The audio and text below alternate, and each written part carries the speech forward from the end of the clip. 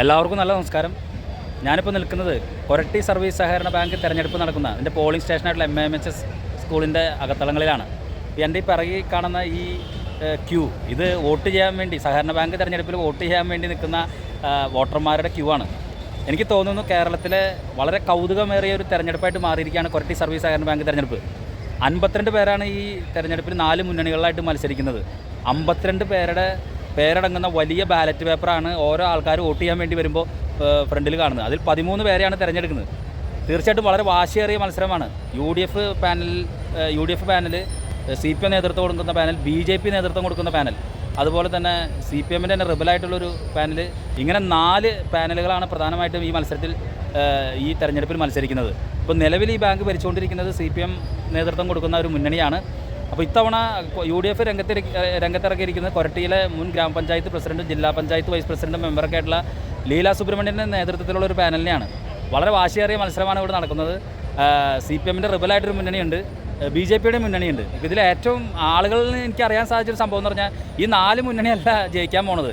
മിക്കവാറും അസാധു വോട്ടുകളുടെ എണ്ണത്തിൽ ഗണ്യമായ വർധനവുണ്ടാകും. കാരണം ഈ 52 പേരുടെ ഈ പറയുന്ന പാനലിൽ നിന്ന് 13 പേരെ തിരഞ്ഞെടുത്ത് വോട്ട് ചെയ്യാനായിട്ട് ശരിക്കും പറഞ്ഞൊരു 6-7 മിനിറ്റോളം ഒരു സമ്മതിദാനാവകാശം രേഖപ്പെടുത്താൻ വേണ്ടി വരുന്ന ഒരു വോട്ടർ ചിലവഴിക്കുന്നുണ്ട്. അതുകൊണ്ട് തന്നെ ധാരാളം സമയം ഇതിന് ചിലവാകുന്നുണ്ട്.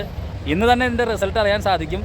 കേരളത്തിലെ ഏറ്റവും കൗതുകകരമായ തിരഞ്ഞെടുപ്പും, ഇത്രത്തോളം മുന്നണികൾ മത്സരിക്കുന്ന തിരഞ്ഞെടുപ്പും, ഇത്രത്തോളം പേർ മത്സരിക്കുന്ന ഈ ഏറ്റവും വലിയ റെക്കോർഡ് ബാലറ്റ്, അതായത് ഏറ്റവും നീട്ടമുള്ള ബാലറ്റ് ഉപയോഗിക്കുന്ന ഒരു തിരഞ്ഞെടുപ്പും കേരളത്തിൽ വേറെ ഒരു സഹകരണ ബാങ്ക് തിരഞ്ഞെടുപ്പുകൾ ഉണ്ടാകാനായിട്ട് സാധ്യതയില്ല.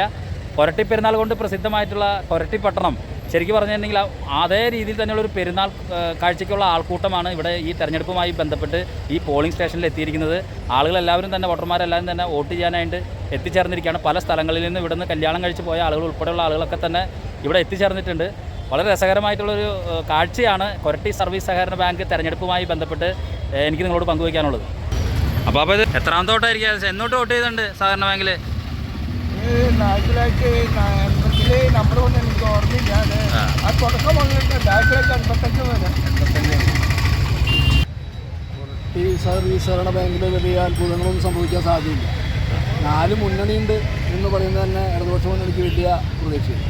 നിലവിലെ ഇടതുപക്ഷ മുന്നണി പിന്താങ്ങുന്ന ഒരു വിഭാഗമാണ് സൊസൈറ്റി ഭരിച്ചുകൊണ്ടിരിക്കുന്നത്, സഹകരണ ബാങ്ക് ഭരിച്ചുകൊണ്ടിരിക്കുന്നത്. വിഭിന്ന സ്വരങ്ങൾ 3ആയി പോകും. അത് ഏറിച്ച പിന്നെ നമുക്ക് വേണമെങ്കിൽ ഒരു മത്സരം എന്ന് പറയാം. അങ്ങനെ മത്സരം എന്ന് പറയാൻ പോലും പറ്റില്ല. കാരണം വിഭിന്നമായ സ്വരങ്ങൾ 3 മേഖലയിലേക്ക് പോകണം. അപ്പോൾ അവിടെ പ്രത്യേക അത്ഭുതങ്ങളും സംഭവിക്കില്ല. ഇടതുപക്ഷ മുന്നണി പിന്തുണയോടുള്ള മുന്നണി സംവിധാനം വീണ്ടും നല്ല ഭൂരിപക്ഷത്തോടെ തന്നെ അധികാരത്തിൽ വരും.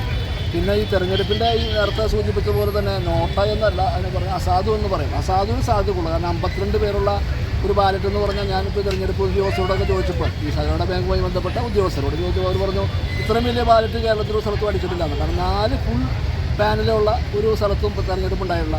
അത് പലരെയും ഇങ്ങനെ ഒരു ആകാംക്ഷ പരിതരാക്കുകയും അല്ലെങ്കിൽ അവർക്ക് തെറ്റി പോകാനുള്ള സാധ്യത വരികയും അസാധു വോട്ടുകളുടെ എണ്ണം കൂടാൻ സാധ്യത. LDFനെ സംബന്ധിച്ച് വളരെ സേഫ് സോണിലാണ്. കൊരട്ടിബത്തിയുടെ പേരിൽ അറിയപ്പെടുന്ന ഈ കൊരട്ടിയെ സംബന്ധിച്ചിടത്തോളം കൊരട്ടിബത്തിയുടെ തിരുനാളിന് വരുന്ന അത്രയും തന്നെ ആളുകൾ ഈ തെരഞ്ഞെടുപ്പിന് വന്നു എന്നുള്ളത് ഏറെ കൗതുകം ഉണർത്തുന്നൊരു കാര്യമാണ്. കാരണം കൊരട്ടിയിൽ ജനമയമാണ്. ആര് ജയിച്ചാലും ആര് തോറ്റാലും സഹകാരികളെ സംബന്ധിച്ചിടത്തോളം 4 ഭാഗത്തു നിന്നും വരുമ്പോൾ പരസ്പരം കാണാനും, ഞാൻ ഇവിടെ കാണുന്ന മറ്റൊരു കാര്യം, 4 കെട്ടിയിലുള്ള ആൾ കൊരട്ടിയിലേക്ക് കെട്ടിച്ചിട്ടുണ്ട്. അപ്പോൾ അവർ ഇവിടെ വെച്ചിട്ടാണെന്ന് 2 കൂട്ടരും കൂട്ടി വോട്ട് ചെയ്ത് വർത്താനം പറയുന്നു, അവരുടെ സന്തോഷങ്ങളൊക്കെ പങ്കുവയ്ക്കുന്ന മനോഹരമായ കാഴ്ച. കൊരട്ടിയെ സംബന്ധിച്ച് ആദ്യമായിട്ടാണ് 4 മുന്നണികൾ കൃത്യമായി പാനലിൽ മത്സരിക്കുന്നത്. 13 പേര് വെച്ച് 52 പേര്.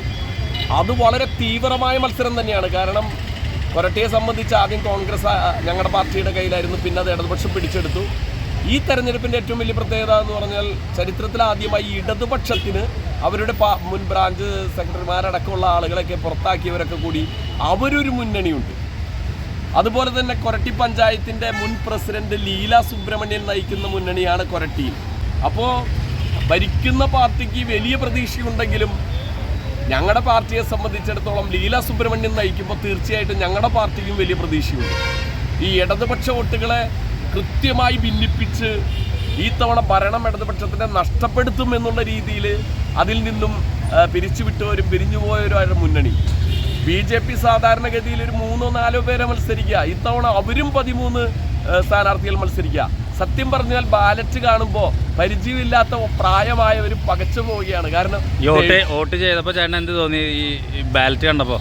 ഞാൻ പോലും തെറ്റിപ്പോവോ എന്നുള്ള തരത്തിലേക്ക് പകച്ചു പോകും. കാരണം 52 പേരിൽ 13 പേർക്ക് വോട്ട് ചെയ്യാൻ പറ്റുള്ളൂ. അത് ജനറൽ കാറ്റഗറിയിൽ 7 പേർക്ക് ചെയ്യണം.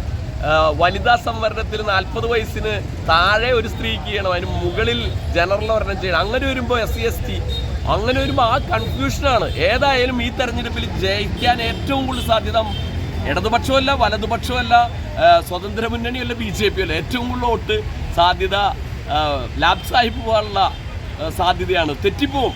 അസാധു ജയിക്കും. അതെ. അപ്പോൾ തീർച്ചയായിട്ടും ലീല സുബ്രഹ്മണ്യൻ നയിക്കുന്ന സഹകരണ ജനാധിപത്യ മുന്നണി എൻ്റെ മുന്നണി കൂടിയാണ്. തീർച്ചയായിട്ടും ഞങ്ങൾക്ക് വലിയ പ്രതീക്ഷ. എന്തായാലും ഏറെ സന്തോഷകരമാണ്. എല്ലാ പാർട്ടിക്കാരും വളരെ സൗഹൃദപരമായിട്ടാണ് പരസ്പരം സ്നേഹിച്ചും ഷേക്ക് ഹാൻഡ് കൊടുത്തൊക്കെ വളരെ സഹകരണത്തോടുകൂടി, അല്ലാണ്ട് വേറെ പ്രശ്നങ്ങളോ ഒന്നുമില്ലാതെ പോകുന്നു. അത് തന്നെ വളരെ സന്തോഷം.